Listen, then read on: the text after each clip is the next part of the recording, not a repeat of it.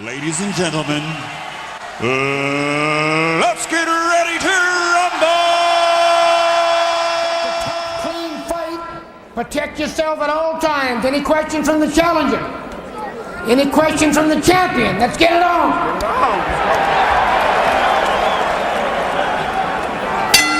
Off the familiar words of referee Mills Lane, we are underway. Round one scheduled for 12 for the WBC Middleweight Championship. Julian Jackson in the white trunks with the red and blue trim, really opening himself up to criticism against Thomas Tate 2 fights ago, winning by tough decision. He showed some weaknesses. As a result, other fighters suddenly quite eager, getting in line to take a crack at the hook. Certainly not the case in the past. Well, I'll tell you, he is a tremendous puncher, which has always scared everybody. I mean, no one wants to fight anyone that's that dangerous, but 2 fighters, Thomas Tate and his last fight against Eddie Hall, a relative unknown, had him in trouble more than once. Well, McClellan figures to give him trouble early. I mean, but Julian Jackson starts in a hurry. As you can see, there's nice, good. There it is, that big right hand. McClellan was waiting with the jab and timing him on the way in.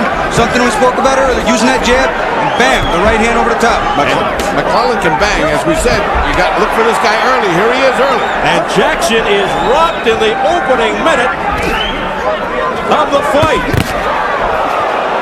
Really a catch-22 situation for Jackson. If he wins, people will say McClellan inexperienced, overrated. If Jackson doesn't look good and in fact loses, people might say he's lost it. He's not the same Jackson. In the last exchange, McClellan ran into a good left hook. He himself, for just a minute there, was stumbled and staggered. That's the best thing that Jackson does, is come back from being hurt. He's hurt, but he comes back, and when he comes back, he's got power. That's very strange, and it's caught McClellan off guard. He didn't expect that kind of power. Going into tonight's triple-header, oddsmakers gave McClellan the best chance to pull off an upset. Jackson only a 2-1 favorite. Pretty close odds in boxing. Boy, McClellan's taking chances with leading with the right hand and just about taking every precaution and forgetting about it. Just going right for the bomb. He mentioned earlier he didn't want to be reckless, and he came out very calm, but here he is. He is attacking Julian Jackson. And Jackson spinning around.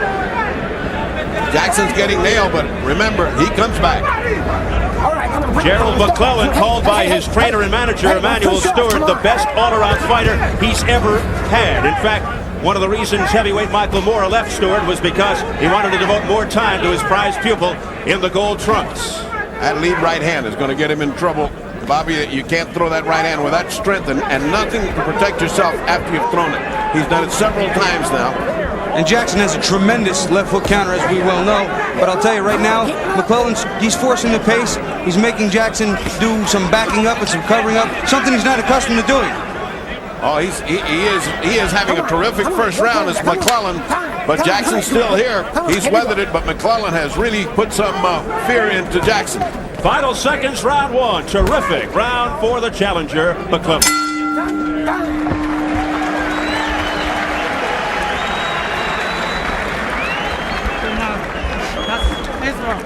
Bathroom, man. Thank you. Yeah, but you guys coming too slow, man. Come on, walk the corner. Go to go. Okay. I'm okay. All right, here's that early surprise sneak attack that got Jackson in trouble. Jackson's just trying to get organized. Now watch that right hand, and that's what got him right hand crazy. That right hand put Jackson in trouble. Look how much trouble he's in there. Take a look at the second one, Bobby. Well, I'll tell you, what McClellan said he was going to do is use the jab, wait, and bang. Over the top, there it was. But as the round progressed, he started getting a little careless, got hit a few shots of his own. Because he went right hand crazy. Thought, oh boy, if that does it with the right hand, let me just shoot the right hand. That's a big mistake, and I'm sure Emanuel Stewart is pointing that out in the corner. And what happened in the corner of Julian Jackson was his corner told him, now start looking for the counter. Now start looking for that counter. Both of us have said here, the counter to that right hand could just put McClellan on the canvas. Despite Jackson's impressive record, many are saying he is on the decline in his career, and Gerald McClellan out to prove it. McClellan's best combination, a right hand to the head left hook to the liver. 17 of his 25 knockouts, according to Emmanuel Stewart, in that fashion. Again, you saw that right hand over the top, and something you have to worry about with punchers. The punches are all big, they're all heavy. If you start missing them, you get tired prematurely. And also, something that has probably plagued Jackson in the past few fights, he's knocked so many people out so easily that he doesn't pay as much attention to defense. Oh, two good body shots exchanged, one by Jackson, one by McClellan. These guys are not letting any aspect of the punishment game go by. Both of them are punishing the body, both of them going with power punches to the head. This is a whopping middleweight title fight. And while most people anticipated a shootout, a slugfest, as we are seeing here at the outset, Jackson told us yesterday he thought it would be a more technical fight, that he'll pick his shots, set him up. He says McClellan is not a good boxer, although front fighters are generally good, sound boxers.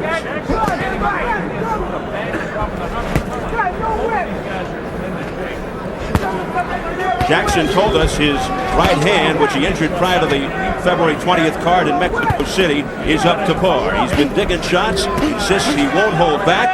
When I mentioned that McClellan questioned whether the hand was fully healed, Jackson laughed and said, why don't we test it on Gerald's head? But it's been McClellan who has been doing the testing to this point. Jackson's been a little more effective now. You jab, McClellan's laid off. It's gotten to be a little more chest-like. Still coming.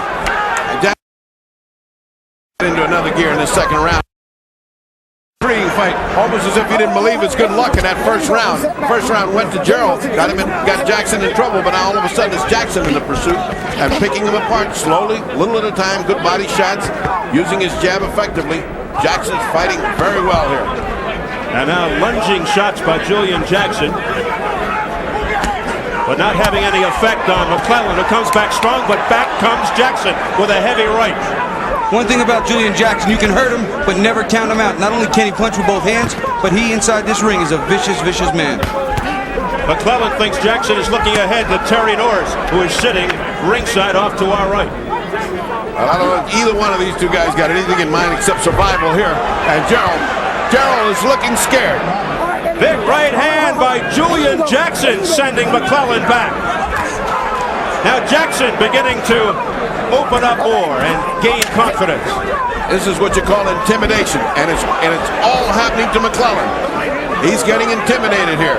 Well, Jackson's completely turned the tables from the first round, but McClellan also still a dangerous fighter.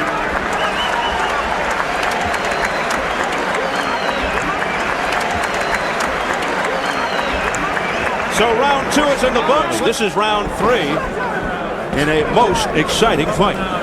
Julian getting his head of steam up, and I'm sure Emmanuel Stewart said, son, you got to do some fighting or this guy will come right over you. And McClellan's got to get back on track, throw some of those right hands that were landing. He's got to box more, Bobby. He just can't stand in front of him like that. He came out with a good stiff jab, and now the jab's more of a feeler. He's using it to feel, looking for the right hand. He's got to use a stiff jab to set up that right hand. And now Jackson winging big shots, gaining confidence as the round goes on. Jackson's hands are very heavy, and when they land, even though it's off to the side of the head, it hurts, and he's feeling it now. That's what's getting him intimidated. A solid right uppercut by Julian Jackson. And Jackson beginning to answer back after a rugged first round. McClellan said that he is not scared going in. Many people often are when they're facing Julian Jackson. He says, my tools are better. I punch as hard as Jackson does. I'm faster and I'm stronger. He seems to be a little quicker when he wants to be with that jab. His right hand seems to almost be an equal, but his left hook doesn't, except to the body. McClellan 27-2, 25 knockouts, his 2 defeats early in the career. Decisions to Dennis Milton and Ralph Ward back-to-back in '89. Meanwhile, Julian Jackson 46-1, 43 knockouts, 2-time world champion. Oh, look out! What a right hand by Julian Jackson. That's that counter that he was measuring him for, and it landed. You can't just flick an idle jab out there and not expect Julian to come over, and he did. I haven't seen McClellan in a lot of fights where he's gotten hit hard, and I was always wondering just how good is his chin, and right now it doesn't seem to be too bad. McClellan hanging in there. Yeah, Bobby, he seems very impressed, however, by the power of Julian Jackson. Jackson with explosive knockout power, particularly with the right hand and the left hook. We just saw the right, and so did McClellan. That right missed, and a countering left. Also a grazing blow by McClellan. Now lunging rights and uppercuts by Jackson. I think it's something that McClellan has to do with that left hand. He has to counter because Julian Jackson right now is just keying off McClellan's right hand. And if a one-handed fight, it's going to be Jackson all the way. Unintentional butt. Come on, let's go. Unintentional butt is what, and Julian's cut. Unintentional butt, and Julian is cut. Julian Jackson complaining. There's a big left hand by McClellan.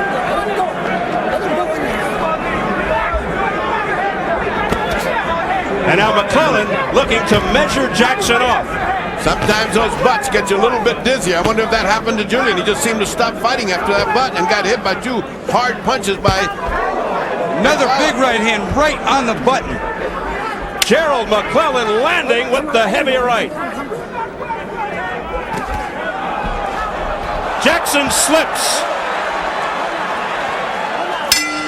as the bell sounds. No knockdown. Interesting round. Julian Jackson was having his way. All of a sudden he gets butted. He quits fighting. He gets hit twice and makes it an even round. It's too long. Keep firing him now, okay? Keep letting him go. Dig that left hook more. Man is getting tired now, but you're letting him get away with too many shots. The corner don't know what the hell they're doing. Come on, man.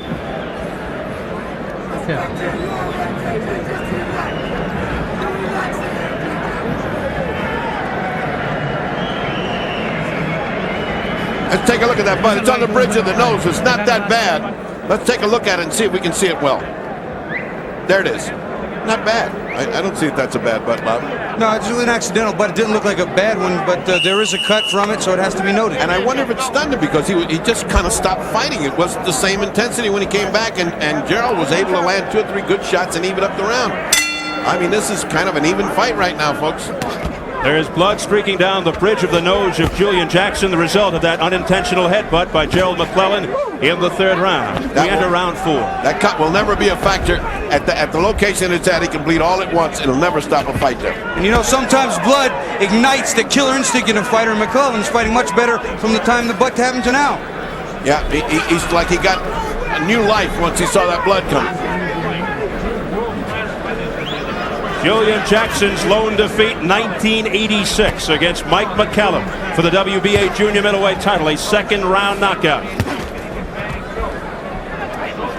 See, there's something you'll see. He leaps in with that big hook. McClellan ducks, and that's where the heads clash. Yep. One step back. Come on, one step back. Has that been much mauling and brawling here? They've just been punching for 3 rounds. This is the first time any sign of a little bit of a rest coming for both fighters grabbing each other.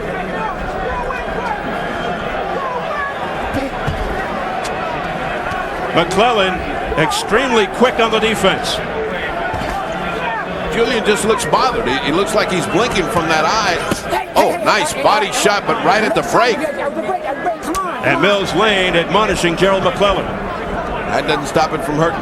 Well, I'll tell you, it takes a certain amount of extra energy, too, to keep moving like McClellan is bouncing. That starts to take its toll on your legs as the fight goes on. Jackson's still walking slow, methodical, conserving energy. Julian Jackson trying to get his composure here and turn things around in his favor. Ooh, nice body shot. Body shot by Julian Jackson. Get that glove off of his face. Come on, man. Get the glove off. Come on. Ooh. Right on the bridge of the nose, right where the cut is. Right on the butt. McClellan continues to land effectively with the right. The right hand that Julian Jackson's aiming at the body to could take its toll in 3 or 4 rounds and really debilitate Gerald McClellan. Julian's doing his homework to the body. No doubt about that. He may be sacrificing around, but he's really putting in some shots. McClellan burst into the national spotlight back in '87 by winning the ABF 156-pound title after soundly defeating future Olympian Roy Jones Jr. at the '88 Golden Glove semifinals. He was disappointed, though, he was not chosen to compete on the Olympic team. Something else I think that you'll see McClellan doing a little bit when they separate. He's bopping around, he's trying to measure Jackson and time him with that right hand on the way in to double the impact of the punch. But it's a dangerous thing to do with Julian Jackson. Yeah, because you can get met by a punch, and you're on the seat of the pants when that happens. All I'm going to say, McClellan, ever since the butt, has fought with more confidence, like he figures, hey, I can get into this thing, I can win this thing. Good round for Gerald McClellan. You got your flow now. You got your flow to move, dude. Oh, hang him up. He's bucking to my leg. Relax. Hold on. What round is coming up? Fifth round, okay. Looking good, baby. Looking good. You got your flow now, okay? Settling, work too hard. All right. It was a 1-point deduction for the butt. What, on us? No.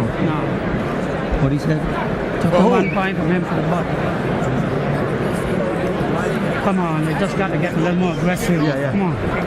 Don't stand in front of him. You stand in front of him. Don't wait on him. You're getting one. Come on. Right hand at the side. You're not getting checked. Try the 2 punches.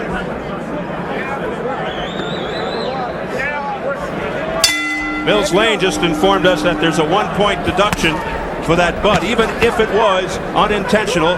1 point off McClellan from back in the 3rd round. And in a close fight like this, Bobby, that is a big penalty. I think it's a bad rule, I really do. And you know, it only seems to be that if the butt causes a cut, if they would have just banged heads and he would have swelled his eyes shut, nobody would say a word. Yeah, but those are the WBC rules that he said, regardless of whose fault it was. I mean, it was Gerald's fault. There was a cut, there was a butt, and but you know, that neutralized the round because McClellan had taken that round, so you take a point away from him and you got an even round. I mean, this is a very even fight. Wild miss by Gerald McClellan and a left hand, a short crisp left by Julian Jackson that connected. Again, you'll see him dig that right hand to the body, and McClellan comes back with a left hook of his own. Jackson being frustrated by 25-year-old Gerald McClellan. Little wink of the eye by McClellan as he eluded a punch. Right now, very difficult to catch is Gerald McClellan. Quite elusive. Low blow by Julian Jackson. Low. That was a big, heavy shot down south. Another one. And McClellan needs a breather. How much time you want? Mills Lane says, as much time as you want. How much time you want? I felt that. Yeah, and it was 2 in a row. It wasn't just 1. And so now, all of a sudden, no matter how much time to give him, That was the 2nd time. Next time, going to cost you a point, okay? Mills Lane says that's the 2nd time. 1 more, and we take a point. So a point did not come off, but boy, the effect of 2 good hard body shots, Bobby. You can't come back so soon from that. You know, many people talk about the cup and the protector, which is what it's actually called, an athletic protector, but the power and the force that you can hit down low there, very sensitive area. And he needs all the strength he can get and all the fluidity and reflex, and that takes your legs out from under you. Ooh, nice shot by Julian. As he goes upstairs, no chance of south of there. Julian got a winner right in. Down goes Jackson. A left hook by Gerald McClellan almost sent him through the ropes. 7. He is in serious trouble. His legs are not there. This fight could very well be over right this minute. And there's a minute left to go. Can McClellan finish him off? He's down again. 3, 4, 5. He's not going to make this, Bobby. He's not going to make this. Julian Jackson doesn't know what he said. It's over. Mills Lane has stopped the fight. And Gerald McClellan has upset Julian Jackson, and he is the new WBC middleweight champion.